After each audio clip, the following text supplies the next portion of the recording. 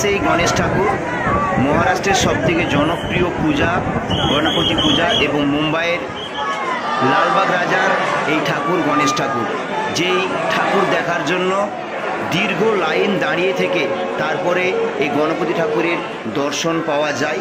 আমরাও লাইন দিয়েছিলাম এবং লাইনটা এত দূরে ছিল যে বলে বোঝানো যাবে না। আমরা সেই লাইনে এবং আমরা ভিআইপি পাসে মধ্য দিয়ে আমরা খুব তাড়াতাড়ি প্রবেশ করেছিলাম। আমি এখানে এসে জানতে পারলাম এই গণেশ ঠাকুরের যে প্রণামী পড়ে 25 থেকে 30 কোটি টাকা খালি প্রণামীরা পড়ে। আমরা এসেছিলাম এই গণেশ ঠাকুর দর্শন করতে, দেখলাম এবং যে এই গণেশ ঠাকুরের যাবতীয় যা গয়নাগাটি রয়েছে সমস্ত গয়নাগাটি সোনার গয়নাগাটি দেখতে পাচ্ছ, মুকুটটা যেটা সেটা সোনার মুকুট এবং সমস্ত গয়না।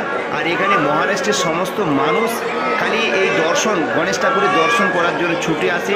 সকালবেলা লাইন দিলে রাত্রি বা ভোর হয়ে যায়। সে ঠাকুর দর্শন করতে যাচ্ছি গণপতি বাপ্পার একবারে মূল গেটে আমরা এসে পৌঁছে গেছি, মূল গেটে ঢুকছি। তো প্রচুর লাইন রয়েছে। আমরা ভিআইপি গেটে ভিআইপি পাশে আমরা প্রবেশ করলাম। তো লালবাগ রাজার যে দর্শন, ঠাকুরের দর্শন, গণপতি বাপ্পার দর্শন, সেই দর্শনের দিকে আমরা যাচ্ছি। তো দেখতে থাকো।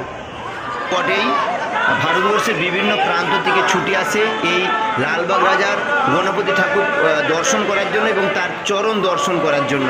সকালবেলা লাইন দিলে তারপরে সেটা রাত্রি পরের দিন ভোরবেলা এই গণপতি ঠাকুর দর্শন করা যায়, যেখানকে ভারতবর্ষের সমস্ত সিনেমা স্টারেরা আসে এই গণপতি ঠাকুর দর্শন করার জন্য। আর সেই ঠাকুরটা তোমাদেরকে দেখাচ্ছি, অবশ্যই তোমরা দেখতে থাকো। এই মহারাষ্ট্রের প্রত্যেকটি অধিবাসীরা এবং মুম্বাইয়ের অধিবাসীরা মনে করেন এই পাপ্পা, এরা গণপতি বলে না, পাপ্পা বলে। এই পাপ্পার দর্শন পাওয়া মানে ভগবানের সাক্ষাৎ দর্শন পাওয়া।